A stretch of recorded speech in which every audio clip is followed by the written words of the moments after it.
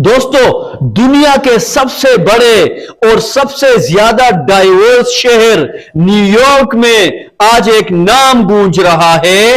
ममदानी, एक 34 साल नौजवान जो न सिर्फ पॉलिटिक्स बल्कि इमेजिनेशन में भी एक नई लहर पैदा कर चुका है।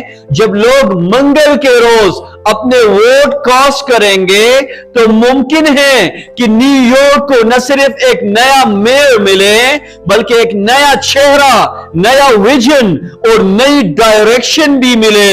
अगर वो जीत जाते हैं तो वो सदी के सबसे कम उम्र मेयर होंगे और इससे भी बढ़कर पहले मुस्लिम और पहले साउथ एशियाई मेयर। एक ऐसा वक्त जब न्यूयॉर्क अपनी नई पहचान रकम करने जा रहा है।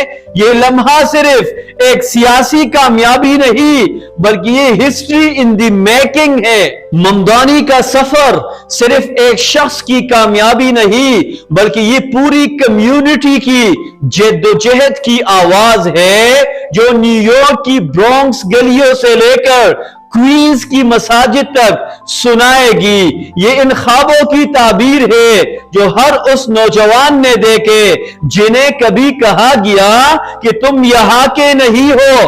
आज इन्हीं नौजवानों में से एक लीडरशिप की पहली सीट पर खड़ा होने जा रहा है। ममदानी ने हमेशा कहा कि politics is not about power, it's about purpose. यानी सियासत ताकत नहीं बल्कि मकसद के लिए होती है और यही फर्क है इनकी सियासत में और रिवायती सियासतदानों में। वो सिर्फ कैंपेन नहीं चलाते, वो कन्वर्सेशन क्रिएट करते हैं। वो सिर्फ पॉलिसियां नहीं बनाते, वो पॉसिबिलिटीज तख्लीक करते हैं। उनका पैगाम सादा मगर पावरफुल है। सबके लिए इंसाफ, सबके लिए आवाज, चाहे वो अफोर्डेबल हाउसिंग का मसला हो, रेशियल इक्वालिटी की बात हो या मुस्लिम रिप्रेजेंटेशन का सवाल। ममदानी हर जगह एक वाज़ेह, मजबूत और पुराज़म स्टैंड रखते हैं। आज जब दुनिया में इस्लामोफोबिया बढ़ रहा है, जब जनूबी एशियाई शनाख्त अक्सर स्टीरियोटाइप्स में कैद कर दी जाती है, तो ममदानी जैसे लोग सिर्फ लीडर नहीं बल्कि सिंबल्स ऑफ होप बनकर उभर रहे हैं।